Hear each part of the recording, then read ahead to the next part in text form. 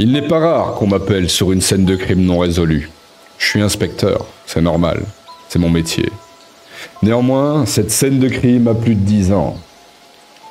Je pense pas qu'il reste grand-chose à trouver par ici. Mais la défense a fait appel, le parquet a rouvert le dossier. Et la cliente espère bien sûr être libérée. Alors, j'ai sous mes mains les dossiers de l'époque.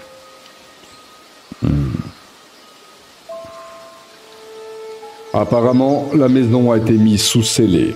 Et le plus perturbant dans les dossiers et les rapports de l'époque, ça reste quand même le journal intime de la petite fille, Laura.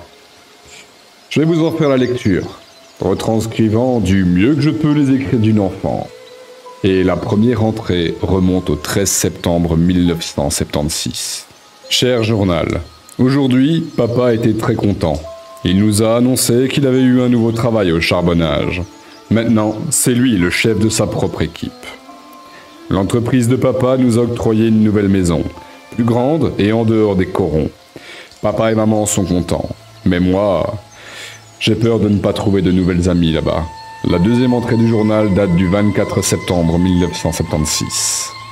Cher journal, aujourd'hui c'est dimanche et je suis chez Papy Bébert et Mamie Ernesta le temps que papa et tonton déménagent nos affaires. La bouilloire chauffe sur le poêlon à côté du fer à repasser. L'un pour le café de papy et l'autre pour ma belle robe pour aller à l'église. J'aime bien aller chez papy et mamie. Il y a toujours de la pâtisserie pour déjeuner. 30 septembre.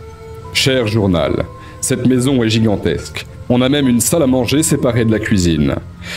Papa a dit que je pouvais mettre nos jouets dans la chambre d'amis, du moment que je n'encombrais pas le grenier qu'il réservait à son piano. Il reste encore des jouets qui appartenaient aux anciens propriétaires. Un diable sur ressort, une poupée.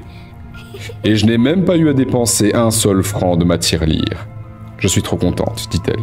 1er octobre 1976. Journal, aujourd'hui, j'ai l'impression que tu es mon seul ami. Maman a beaucoup plus de ménage dans cette grande maison.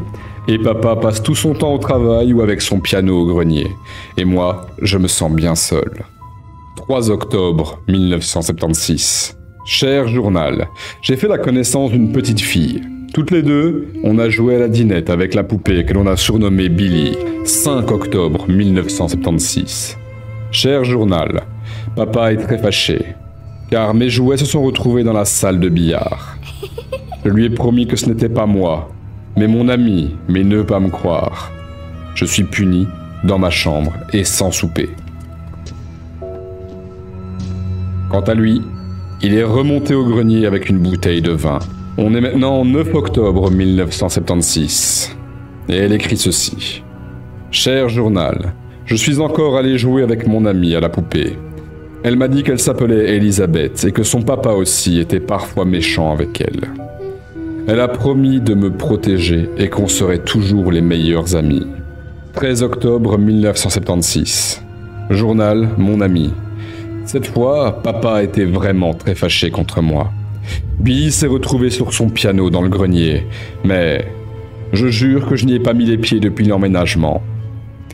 Il m'a hurlé dessus, il sentait fort l'alcool, et j'ai peur.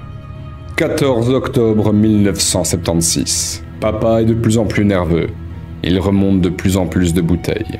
Le lendemain, le 15 octobre 1976. Papa est entré dans ma chambre. Je ne sais pas si c'est l'alcool, mais en tout cas, la colère s'est emparée de lui encore une fois. M'entendre parler avec Elisabeth l'énerve au plus haut point. Seulement, c'est ma seule amie ici. 16 octobre 1976. Papa semble de plus en plus fatigué.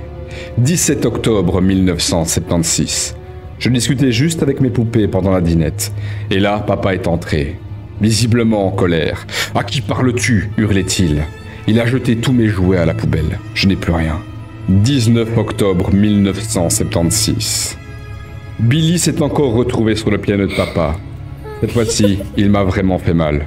Je ne le reconnais plus. 20 octobre 1976. Elisabeth est venue dans ma chambre ce soir. Elle est venue me dire que papa ne me ferait plus jamais de mal. Et effectivement, c'est la dernière entrée du journal intime de Laura.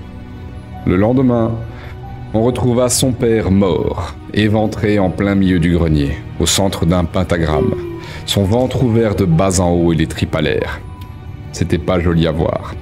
La personne ayant découvert le corps a aussi dit qu'une espèce de poupée macabre était en train de l'observer, comme si elle regardait son cadavre avec une mine réjouie. La criminelle a bien sûr automatiquement inculpé la mère. C'était la seule personne avec la force physique suffisante que pour mettre le corps dans un état pareil. Très certainement, elle a voulu protéger sa fille et ça s'est mal terminé. Et qu'est-il advenu de la petite Laura, me demanderez-vous? Eh bien, c'est la brigade des mineurs et les services sociaux qui sont venus la chercher. Apparemment, en partant de la maison, elle faisait encore de grands signes, comme s'il y avait quelqu'un qui lui disait au revoir sur le perron. Ensuite, elle a été emmenée de famille d'accueil en famille d'accueil, mais à chaque fois, ça a été un véritable désastre. Ce qui fait qu'elle a fini par être mise en hôpital psychiatrique, principalement pour troubles dissociatifs de l'identité, et aussi pour schizophrénie. Encore aujourd'hui, elle discute toute seule au milieu de sa chambre d'hôpital, et elle joue encore à la dinette en parlant à des poupées. Et si on veut bien croire le témoignage de certaines de ces infirmières, apparemment la nuit, on entendrait la voix d'une deuxième personne dans sa chambre, comme la voix d'une petite fille.